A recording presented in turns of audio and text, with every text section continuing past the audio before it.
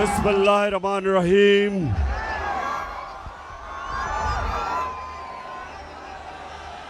फैसलाबाद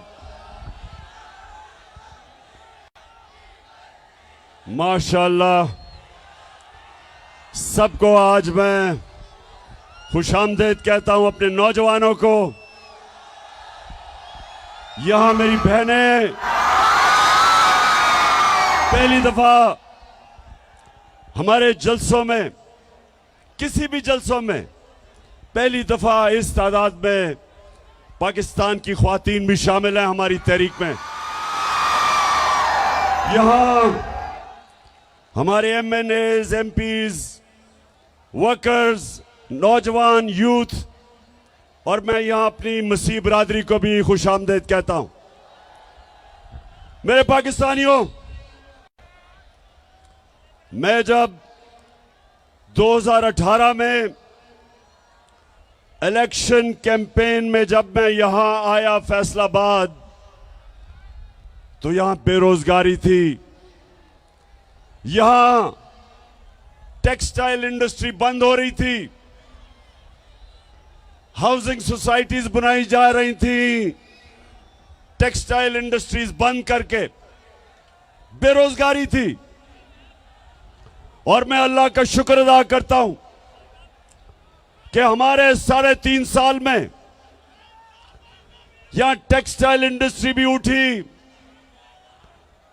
यहां रोजगार भी मिला, इर्द गिर्द किसानों के, पहली दफा किसानों के पास इतना पैसा आया, उनकी फसलों के ऊपर उनको पैसा मिला।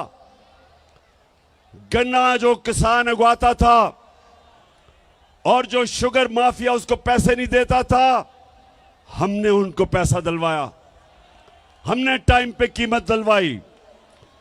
और जब पैसा गया देहात में, किसान ने अपनी जमीनों पे लगाया, और पिछले 2 साल हमारे सबसे ज्यादा 4 बड़ी बड़ी फसलों की पैदावार हुई और कीमत भी मिली।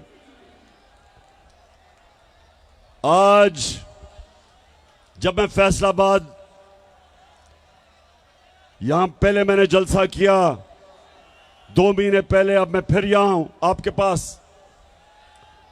कभी भी सियासी जलसे 3-4 साल के बाद एक शहर में होते थे, उससे पहले नहीं होते थे। यह पहली दफा है कि 2 महीने में फिर फैसलाबाद जलसा कर रहा हूं, और माशाअल्लाह इस तादाद में अवाम आई है जलसे पे। लेकिन मुझे अफसोस से कहना पड़ता है कि फैसलाबाद में इंडस्ट्री बंद हो रही है। पावर लूम वाले मेहनत कश वो बंद हो रहे हैं। जो शटल लूम वो भी बंद हो रही हैं, जो एक्सपोर्ट करते हैं। बेरोजगारी बढ़ रही है, और उसके अलावा जो बिजली की कीमतें, पेट्रोल और डीजल की कीमतें,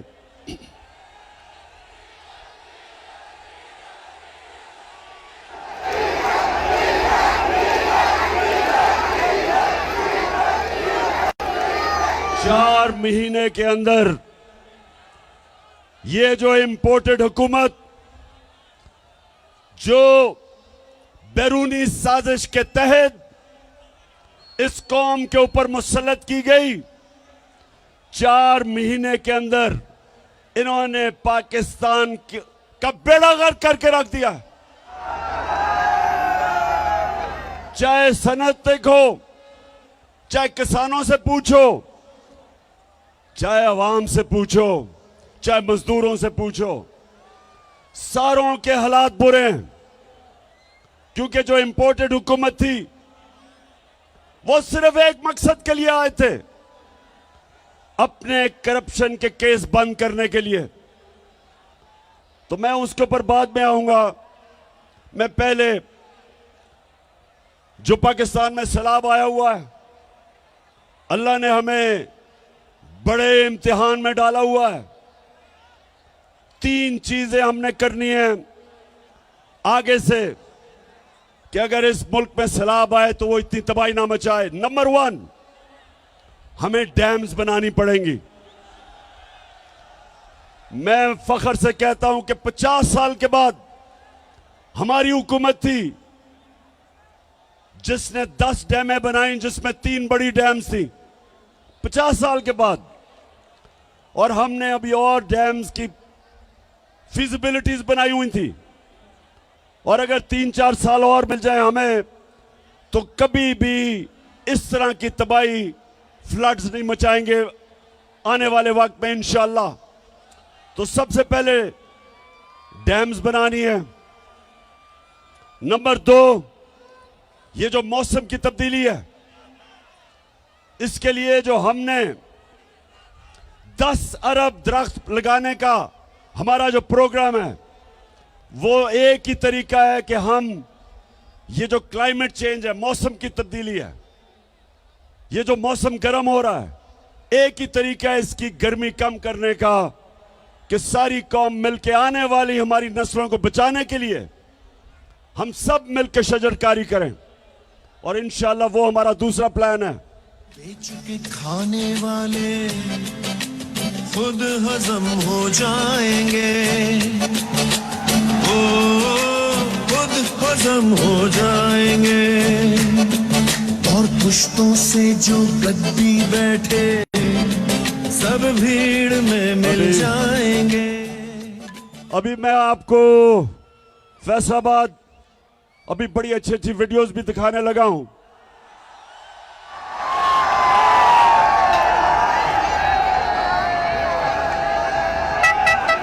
लेकिन उससे पहले मौसम का मैं सिर्फ आपको बता दूं कि हमने मौसम की तब्दीली को भी रोकने के लिए इस कौम ने मिलकर शजरकारी करनी है, हमने डैम्स बनानी है। और तीसरी चीज, जब पानी आता है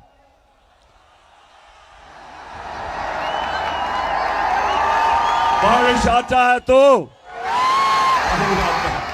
तो जब पानी आता है तो उसको निकालने के लिए ड्रेनेज सिस्टम चाहिए ताकि वो तबाही ना मचाए। अगर पानी के रास्ते में अगर आप पानी को निकलने नहीं देंगे तो वह फिर तबाही मचाएगा।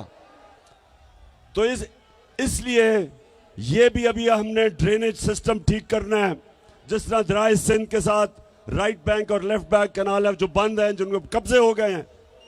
कई कराची की तबाही है क्योंकि नालों के ऊपर लोगों ने कब्जे कर लिए हैं। तो इंशाल्लाह ये तीसरी चीज, और चौथी इंशाल्लाह अगले इतवार को मैं फिर से टेलीथॉन करूंगा और खास तौर पे बैरून मुल्क पाकिस्तानियों से इंशाल्लाह अरबों रुपया आपको इकट्ठा करूंगा सैलाब के मुतासरीन के लिए। अच्छा, फैसलाबाद थोड़ी सी जरा संजीदा बातें देखें। फैसलाबाद वो शहर है, इंडस्ट्रियल सिटी है, पाकिस्तान का मैनचेस्टर है। अगर यहां हम अपनी सनत और सनतकारों की मदद करेंगे, वो सनतकारी करेंगे और सरमायाकारी करेंगे, फैक्ट्रियां बनाएंगे, नौकरियां मिलेंगी, मुल्क में दौलत में इजाफा होगा। और अब मुल्क जब एक्सपोर्ट करता है तो मुल्क के अंदर डॉलर आते हैं। तो नौजवानों, मैं चाहता हूं कि मैं आपकी तरबियत भी करूं और आपको तालीम भी दूं कि हमने अपने मुल्क को कैसे उठाना है, कैसे एक अजीम मुल्क बनाना है। तो कोई भी मुल्क जब तक, जिसको अंग्रेजी में वेल्थ क्रिएशन, जब तक वो मुल्क में अपनी दौलत के अंदर इजाफा नहीं करता, जब तक वो मुल्क में दौलत की इजाफा नहीं करता, अपनी एक्सपोर्ट्स नहीं बढ़ाता, तो वो इसी तरह कभी IMF की गुलामी तो कभी किसी की गुलामी, और उसका सरबरा फिर यही करता है जो कि अभी शहबाज शरीफ कहता कि मैं भी मुल्क फिर के आया हूं। तो वो क्या कहता है, जरा ये देख लें। मैं सऊदी अरब से होके आया हूं, मैं UAE के होके, अभी मैं तुर्की होके आया हूं, और मैंने उन भाइयों को कहा कि आप हमारे बड़े अजीम भाई हैं, हमेशा आपने हमारी मदद की। और मैंने यही कहा, जब मैं आया हूं तो आप समझेंगे शायद ये मांगने आया। मैं मांगने नहीं आया, लेकिन मजबूरी है। हमारा जिस तरह माजी में 75 साल में आपने हमारा हाथ बटाया है, कुछ अर्सा आप हाथ बटा। मैंने कहा मैं वादा करता हूं कि इंशाअल्लाह हम पूरी कौम हम मिलकर दिन रात मेहनत करेंगे, पसीना कराएंगे, अपने पांव पे खड़े होंगे। हाँ शहबाज शरीफ, कौम तो मेहनत करती है। हमारा जो बाहर बैरून मुल्क पाकिस्तानी जो सऊदी अरेबिया, दुबई, दुनिया में जाके पैसे कमाते हैं, 14-14 घंटे काम करते हैं, वो पैसा पाकिस्तान भेजते हैं, जिसको रेमिटेंसेस कहते हैं। वो डॉलर्स पाकिस्तान भेजते हैं।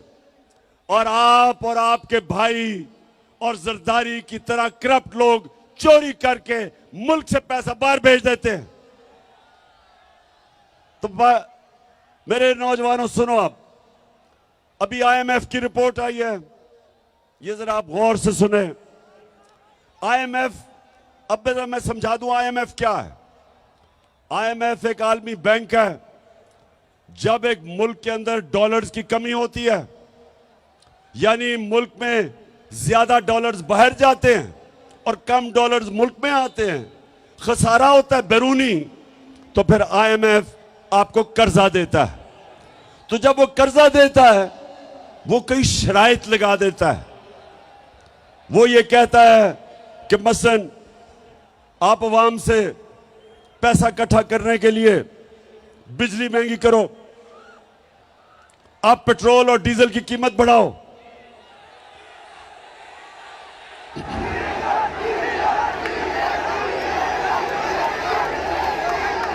वो जोर लगाता है, वो कहता है कि जब तक खसारा खत्म नहीं होता तो तुम कीमतें बढ़ाओ।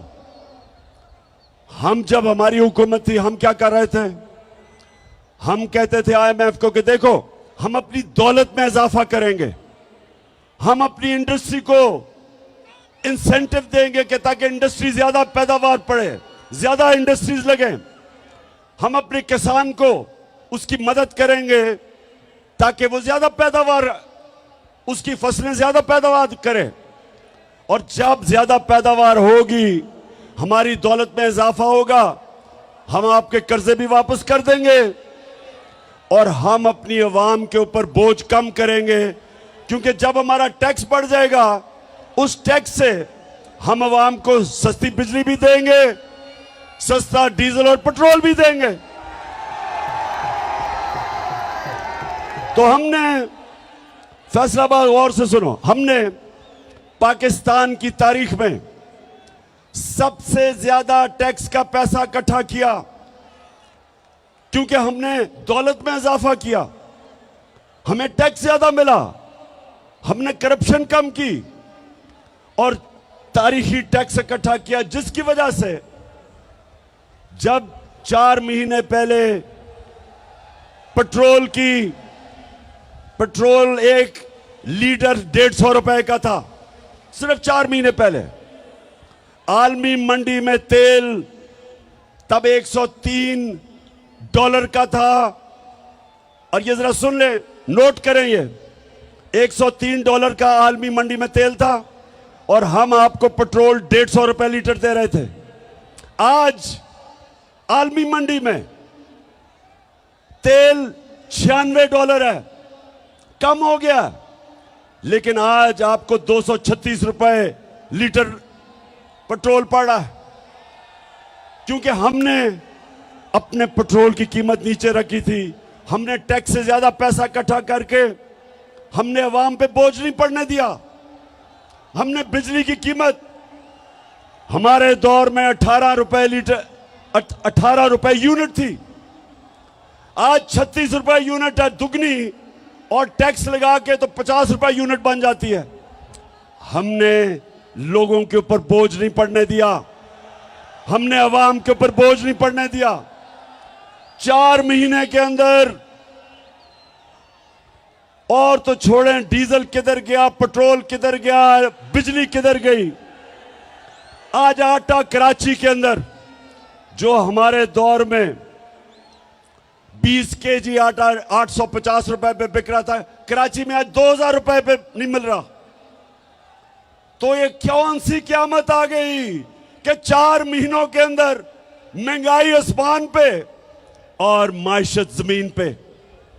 ये इन्होंने किया है इस इंपोर्टेड हुकूमत ने। और आईएमएफ क्या कह रहा है? आईएमएफ कह रहा है आगे भी हालात बुरे हैं। आईएमएफ ये कह रहा है कि आने वाले दिनों में अभी बिजली और महंगी होगी, करनी पड़ेगी पाकिस्तान को बिजली और महंगी। वो ये कह रहे हैं कि ये हुकूमत कमजोर तरीन हुकूमत है, यहां पॉलिटिकल स्टेबिलिटी नहीं, यहां सियासी इस्तेकाम नहीं। इसका मतलब कि सरमायाकारी नहीं होगी, इसका मतलब दौलत में इजाफा नहीं होगा, इसका मतलब हमारी मैशत सुकड़ती जाएगी, इसका मतलब बेरोजगारी बढ़ेगी, इसका मतलब फैक्ट्रियां बंद होगी, इसका मतलब कीमतें ऊपर जाएंगी, कीमतें ऊपर जाएंगी और बेरोजगारी बढ़ेगी। ये आईएमएफ ने रिपोर्ट दी है। तो मैं आज सवाल पूछता हूं कि सब जिन्होंने साजिश करके इन चोरों को हमारे ऊपर मुसल्लत किया था, आज कौम को जवाब दें कि तुमने किया क्या? गद्दारी की है कौम से।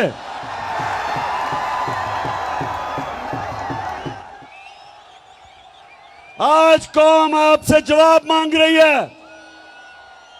सब जो मुलव्विस थे इसमें, इन चोरों को हमारे ऊपर मुसल्लत किया और उन चोरों ने सिर्फ एक काम किया, आते साथ ही 1100 अरब रुपए की अपनी चोरी आते साथ ही इन्होंने माफ करवाई।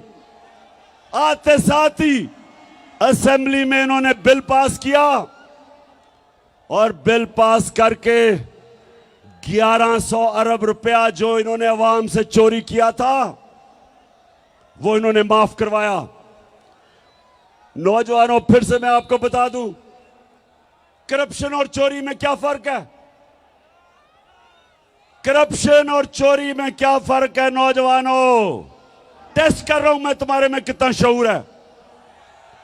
बताओ। चोरी होती है जो आपकी जेब से मोबाइल फोन चोरी कर ले। चोरी होती है कि आपके घर में आके कोई चोरी करके आपका टीवी उठा के ले जाए, आपके पैसे चोरी कर ले। इसको चोरी कहते हैं। करप्शन वो होती है जो मुल्क का पैसा चोरी किया जाता है, जो आप सबका, जो पैसा आपके स्कूलों पे, अस्पतालों पे, सड़कों पे, कीमतें कम करने पे, जो पैसा कौम पे खर्च होना हो वो चोरी करके ले जाते हैं। इसको करप्शन कहते हैं। और आईएमएफ ने एक और बात की। ये पहली दफा आईएमएफ ने ये बात की है कि एक बहुत बड़ी वजह कि पाकिस्तान के जो माशी हालात इतने बुरे हैं, जो हमारा दिवालिया निकला है, उन्होंने कहा एक बहुत बड़ी वजह हुकूमती करप्शन है। यह पहली दफा आईएमएफ ने कहा है। तो अब मैं जरा आपको बताऊंगा फैसलाबाद करप्शन होती क्या है। नौजवानों, जरा अब आप तैयार हो, आपको मैं वीडियो दिखाने लगा हूं। करप्शन होती क्या है? करप्शन होती यह है कि जब मसलन मैंने एक पावर प्लांट लगाना है पाकिस्तान में, उसकी कीमत है 100 अरब रुपया। मैं क्या करता हूं, मैं मुल्क का प्राइम मिनिस्टर या वजीर हूं, मैं क्या करता हूं, उसकी कीमत उठा के 120 रुपए कर देता हूं, 120 अरब रुपया, 20 रुपए जेब में डाल लेता हूं। वो पावर प्लांट जो दुनिया में 100 अरब रुपए में बने हैं, वो पाकिस्तान में 120-30 रुपए पे 30 अरब रुपए के बने हैं। जो 30 अरब रुपया जो ऊपर जो कीमत बढ़ा के करते हैं, वो अवाम को कीमत अदा करनी पड़ती है महंगी बिजली से। और वो क्योंकि 30 अरब रुपया मुल्क में नहीं छुप सकता, क्योंकि वो बैंकों में डालेंगे, लोग पूछेंगे, तो वो मुल्क से बाहर भेजते हैं, वो चोरी करके बाहर भेजते हैं। तो अब मैं आपको बताऊं कि जो हमारे साहिब इख्तियार जो 30 साल से इस मुल्क में चोरी कर रहे हैं, 2 खानदान, शरीफ खानदान और जरदारी खानदान, मैं जरा आपको खुद देखेंगे कि ये चोरी करते कैसे हैं और पकड़ी कैसे जाती है। जी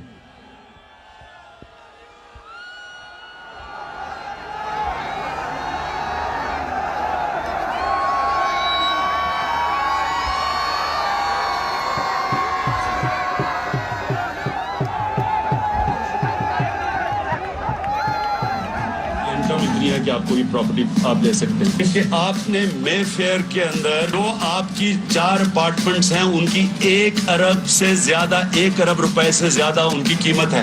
अब 4.5 अरब तक पहुंच गई है उनकी कीमत। आपने अपनी जो टैक्स में टोटल आमदनी बताई है 94 में 1.5 लाख रुपए है। मुझे ये बताएं कि आपने अरबों रुपए की मे फेयर में प्रॉपर्टी खरीदी कैसे ना आपकी।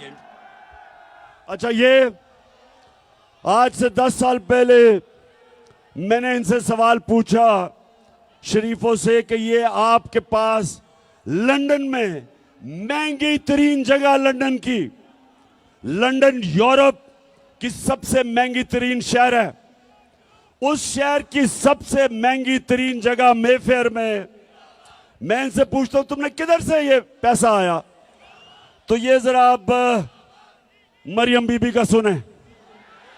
मुझे लगा कि आप लोगों को बेवकूफ नहीं बना सकते। मेरी सेंट्रल लंदन में प्रॉपर्टीज तो दूर की बात है, मेरी पाकिस्तान में भी कोई प्रॉपर्टी नहीं है। मैं अपने वालिद के साथ है और मुझे समझ नहीं आई कि मेरी और मेरी वालदा की और बहन भाइयों की प्रॉपर्टीज ये कहाँ से निकाल के ले आए हैं। मेरे नाम पाकिस्तान में कोई प्रॉपर्टी नहीं है, ये तो इंग्लैंड की बात है। सुन लिया, सुन लिया। ये मरियम को नहीं पता था कि एक हदीस है कि शैतान आपके गुनाह दुनिया में नशर कर देता है, कि आप जितना मर्जी गुनाह छुपाना चाहें शैतान दुनिया में नशर कर देता है। तो उनको नहीं पता था आज से 9 साल पहले कि एक इंटरनेशनल इंकशाफ हो जाएगा जिधर उनकी मेफेयर की अरबों रुपए की प्रॉपर्टी के ऊपर भी इंकशाफ होगा कि ये इनकी है। ये कहती है ना मेरी नहीं है। अब ये सुने,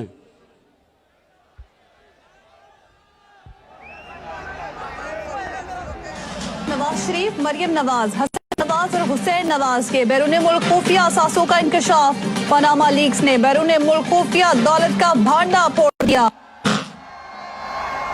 इंकशाफ हो गया। वो कह रही थी कि मेरी प्रॉपर्टी नहीं। अब ये उनके भाई साहब, जब इंकशाफ हो गया तो 2016 में वो क्या कहते हैं, ये सुने।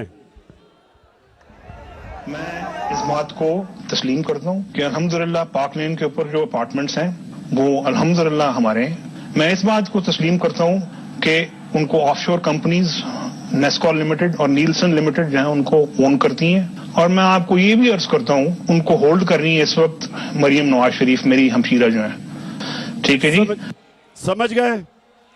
अब समझ गए? ये समझ गए कि करप्शन क्या होती है।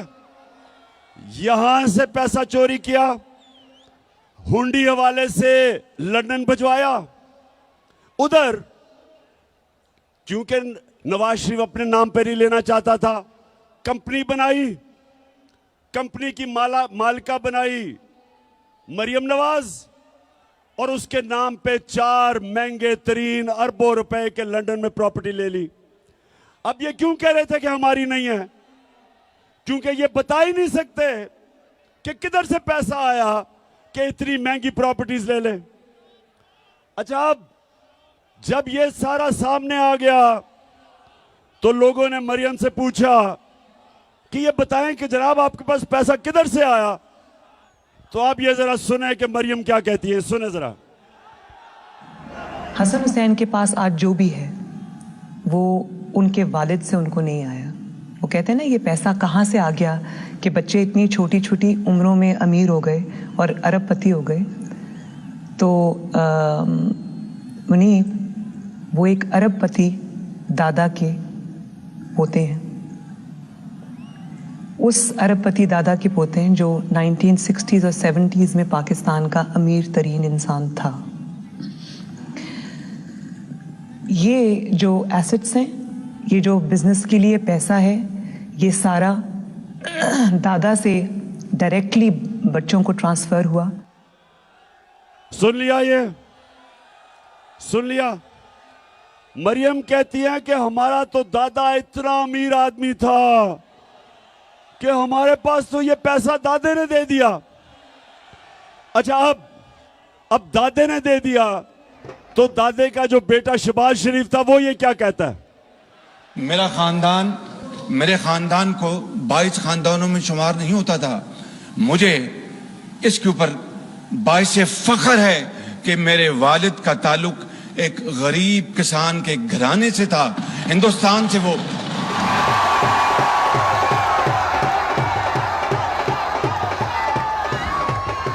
वैसे मैं मरियम को दाद दूंगा, मैं आज उसे अप्रिशिएट करना चाहता हूं। सुने क्यों? कि इतना बड़ा झूठ बोलते हुए एक भी मुंह से लाइन इधर उधर नहीं हुई।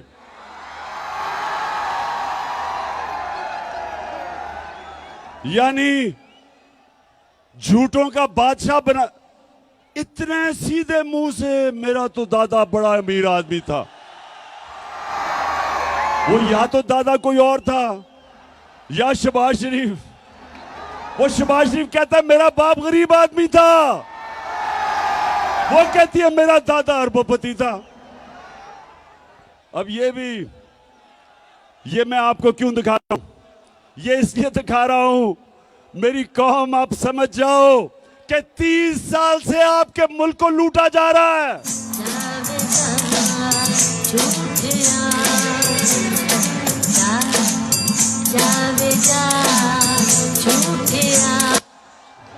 फ्रॉडिया। अच्छा, अब दूसरी तरफ आ जाओ। आसिफ जरदारी। अब आसिफ जरदारी मुल्क की सबसे बड़ी बीमारी आप सब जानते हैं। अब ये सुने, इसने 60 मिलियन डॉलर जो होता है 13 अरब रुपया इसने स्विट्जरलैंड में रखा हुआ था। मुशर्रफ की हुकूमत ने जब पता चला तो मुशर्रफ की हुकूमत ने कानूनी कार्रवाई की और वो जो पैसा था वो कानूनी कार्रवाई के बाद वो पाकिस्तान को आना था। लेकिन जनरल मुशर्रफ ने इस मुल्क के ऊपर इतना बड़ा जुल्म किया कि इनको दोनों को एनआरओ दे दिया और माफ कर दिया, जबकि जनरल मुशर्रफ का पैसा ही नहीं था माफ करने के लिए। मेरी तरह के लोगों ने शोर मचाया कि कैसे आप माफ कर सकते हैं, पैसा तो कौम का था। तो 13 अरब रुपया इनका माफ हुआ। अब ये जरदारी डर गया, इसने एम्बेसडर को भिजवाया, बर्तानिया से एम्बेसडर को स्विट्जरलैंड भिजवाया, ये तब प्रेसिडेंट था, और इसने वो सारे सबूत खत्म किए। जरा ये देखें, ये स्विट्जरलैंड में ये इंतहाई खुफिया और पुरस्कार ड्रामा जनेवा में उस वक्त मंजर-ए-आम पर आया जब पीर को सुबह 9 बजे वाजिद शमसुल हसन और नैब के सीनियर एहलकार दानिश्वर मलिक जनेवा में पाकिस्तानी हाई कमीशन की सिफारती कार में प्रोसिक्यूटर जनरल के दफ्तर पहुंचे।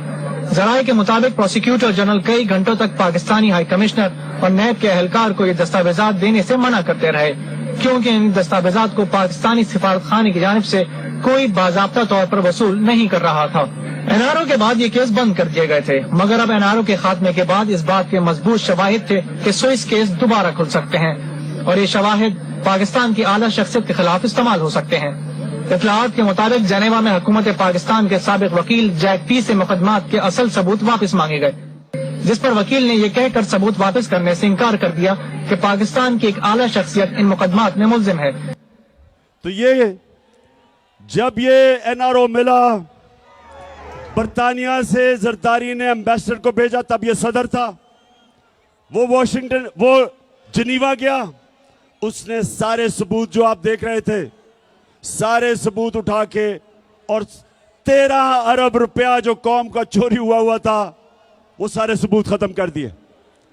तो ये जो दो घर हैं, ये जो 30 साल से लूट रहे हैं, इनको दोनों को मुल्क पर मुसल्लत किया गया। और ये जो दो घर हैं, ये पाकिस्तानियों गौर से सुन लें, ये 20 साल एक दूसरे को चोर कहते रहे। 20 साल जरदारी कहता था नवाज शरीफ चोर है और नवाज शरीफ कहता था जरदारी करप्ट है। 20 साल।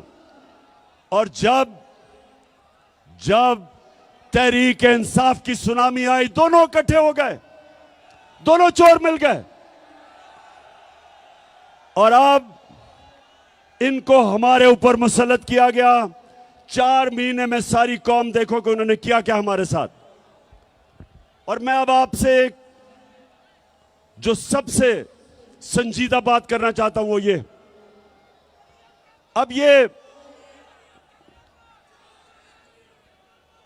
अब ये मुल्क को संभाल नहीं सक रहे, मुल्क के हालात बिगड़ते जा रहे हैं।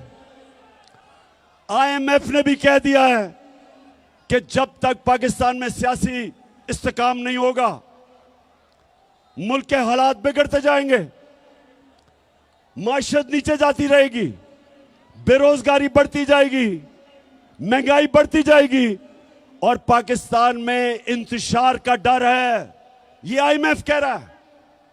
तो सवाल ये होता है कि ये दोनों क्यों इलेक्शंस करवाने से डरते हैं? क्योंकि सिर्फ इलेक्शन की वजह से मुल्क में इस्तेकाम आएगा सियासी। तो ये क्यों डरते हैं इलेक्शन से? ये डरते आपकी वजह से हैं। इनको पता है कि जब इलेक्शन हुआ इनका नाम और निशान मिट जाएगा। और इसलिए एक ये वजह है। और दूसरी बड़ी इंपॉर्टेंट वजह है, पाकिस्तानियों सुनो, दूसरी वजह यह है कि नवंबर में नया आर्मी चीफ आने वाला है। और ये दोनों जरदारी और नवाज शरीफ, इनकी पूरी कोशिश है कि ऐसा आर्मी चीफ आए जो ये अपना कोई फेवरेट लेके आए। ये अपना आर्मी चीफ लाना चाहते हैं क्योंकि पैसा इन्होंने चोरी किया हुआ है। ये डरते हैं कि यहां कोई तकड़ा आर्मी चीफ आ गया, एक मुहिब्बे वतन आर्मी चीफ आ गया तो वो पूछेगा इनसे। तो इस डर से ये बैठे हुए हैं कि ये दोनों मिलकर अपना आर्मी चीफ अपॉइंट करेंगे। अब मैं सारे पाकिस्तानियों से पूछता हूं, फैसलाबाद, गौर से मेरी आप बात सुनो। ये दो जब इनको मुश्किल पड़ती है मुल्क से बाहर भाग जाते हैं। अरबों रुपया इनका मुल्क से बाहर।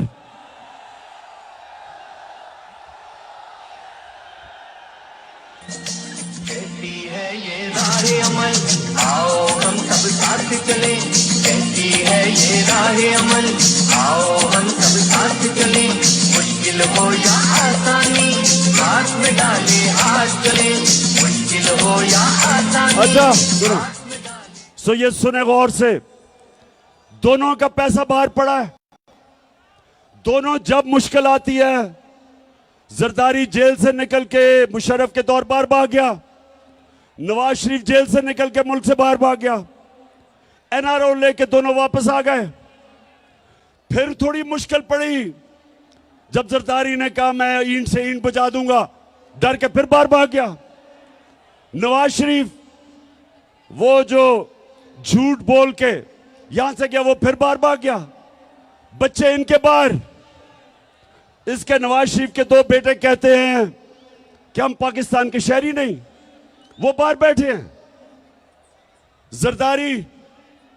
जरदारी वो आदमी है जिसने मेमो गेट के अंदर अमेरिकनों को कहा था, हुसैन हुक्कानी को उसने भेजा, एडमिरल मलन को, कि मुझे पाकिस्तानी फौज से प्रोटेक्शन चाहिए। ये सुने जरा, उधर नवाज शरीफ डॉन लीग्स में हिंदुस्तान को कहता है कि हम गवर्नमेंट तो चाहती है लेकिन फौज दहशतगर्दी नहीं रोक रही। ये डॉन लीग्स में कहता है। बरका दत्त को मिलता है, बरका दत्त लिखती है सार्क कॉन्फ्रेंस काठमांडू में, ये छुप के नरेंद्र मोदी से मिलता है अपनी फौज से डर के। अब ये दो लोग, पैसा इनका बाहर पड़ा, जो वहां की ताकतें जो इनको लेके आई, जिधर इनका पैसा पड़ा, ये उनके गुलाम हैं। तो मेरा सवाल यह है कि क्या आर्मी चीफ उनसे एनओसी लेके बनाएंगे? ये मैं सारी कौम के सामने समझता हूं कि ये सिक्योरिटी रिस्क है। ये दो वो लोग हैं जो मुल्क के गद्दार हैं। पैसा बाहर, इंटरेस्ट बाहर, करप्ट। ये माजी में डॉन लीग्स और मेमोगेट, किसी सूरत इस मुल्क की तकदीर इनके हाथ में नहीं होनी चाहिए। इस मुल्क का आर्मी चीफ मेरिट के ऊपर होना चाहिए। जो सबसे मेरिट पे है उसको आर्मी चीफ बनना चाहिए। किसी की पसंदीदा आर्मी चीफ नहीं होना चाहिए, किसी का फेवरेट नहीं होना चाहिए। तो फैसलाबाद, अब मुझे पता है हिंदुस्तान का मैच शुरू होने लगा और पाकिस्तान का।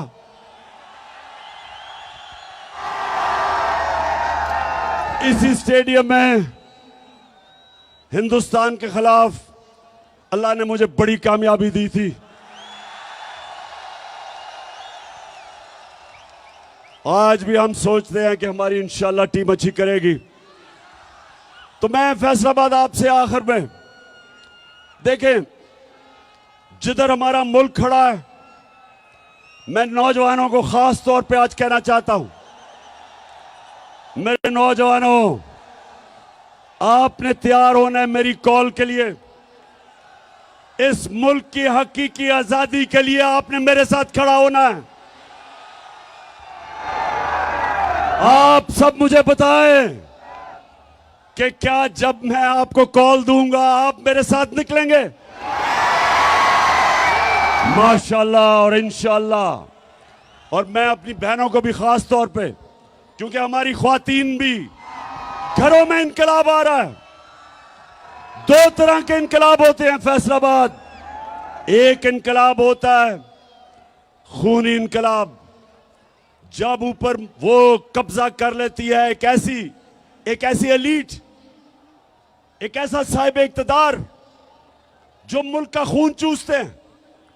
तो या उनको एक खूनी इनकलाब जो आयतुल्लाह ख़ुमैनी लेके आया था ईरान में, या वो खूनी इनकलाब से जाते हैं और या सारी कौम मिलके इलेक्शन के जरिए इनको खत्म करती है। तो हमने इंशाल्लाह, हमने जिसको सॉफ्ट रेवोल्यूशन कहते हैं, हमने सबने मिलके इस मुल्क में ये जो कब्जा ग्रुप है इसको हटाना है। और आप सब ने मेरे साथ मिलना है। मैं हूं आपका कप्तान, आप है मेरी टीम।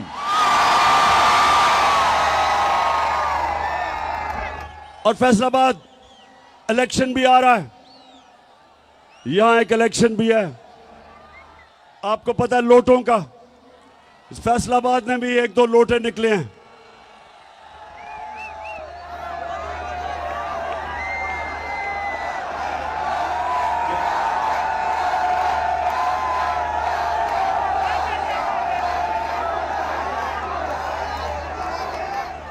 तो एक तो आप सब ने मेरे से वादा करना है, हाथ खड़ा करके। अभी वादा क्या करना है कि कभी फैसलाबाद में लोटों को जीतने नहीं देना। और इंशाल्लाह जो मेरा इलेक्शन है यानी 108 जो मैं लड़ रहा हूं यहां से, आपने सब ने मेरी टीम बन के पूरी कोशिश करनी है। इंशाल्लाह हम ये इलेक्शन भी जीतेंगे, हम बड़ा इलेक्शन भी जीतेंगे और इंशाअल्लाह इस मुल्क को हकीकी तौर पे आजाद करके एक अजीम कौम बनाएंगे। इंशाअल्लाह वो कौम जिसका नारा था कि पाकिस्तान का मतलब क्या और मेरा तेरा रिश्ता क्या।